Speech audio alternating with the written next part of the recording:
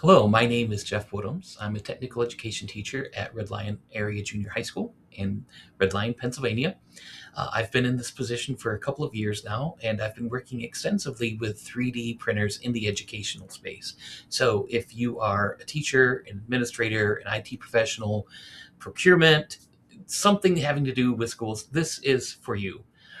Um, Let me just tell you what I have found. And first of all, if you're just getting a 3D printer to put in a classroom. You're not really sure what you're going to do with it. It probably doesn't matter much what you buy, um, because if it's not going to get used very often, you're not going to have the kind of concerns that I'm about to raise with you.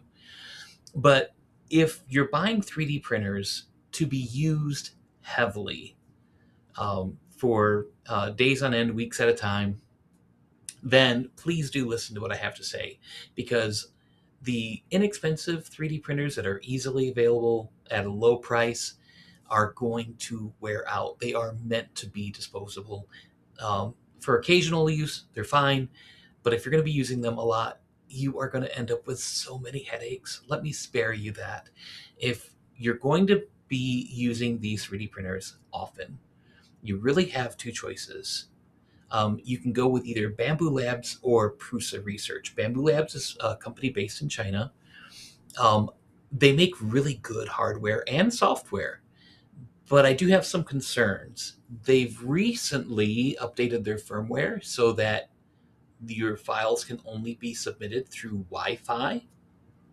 Now, your IT department may have an issue with that because of the security concerns it may raise. Also, they do have cameras, they're going to be always on. And unless you cover them with some tape, that could also be an area of concern. But they're also, Bamboo Labs has been working their way into some shady stuff.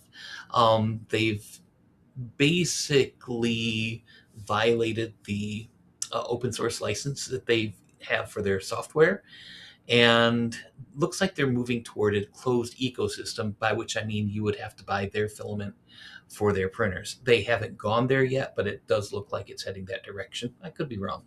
But as of August 2026, that's where things stand. Now, I've elected to use Prusa Research. They do cost more.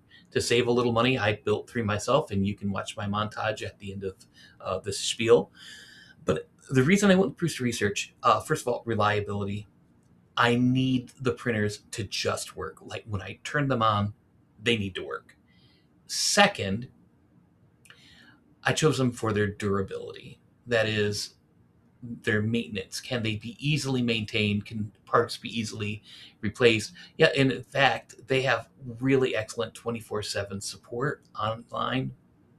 Um, and so if you do have a problem, they're going to help you. You actually are paying for that with the price of the printer.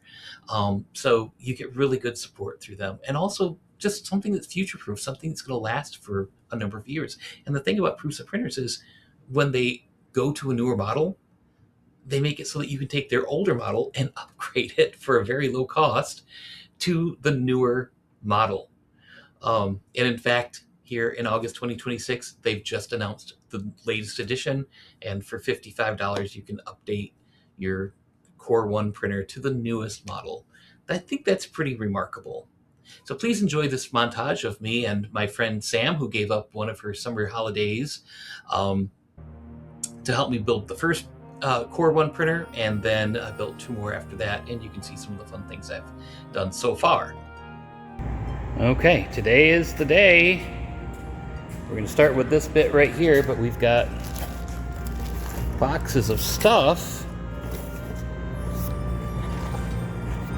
Let's do this.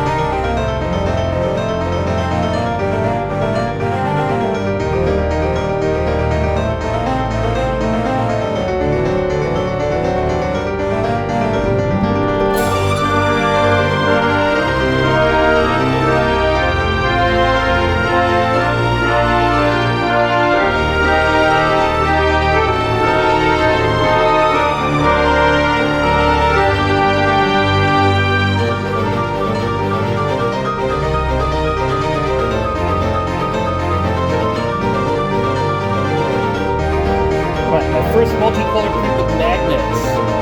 Oh, game changer. Trash! Woo!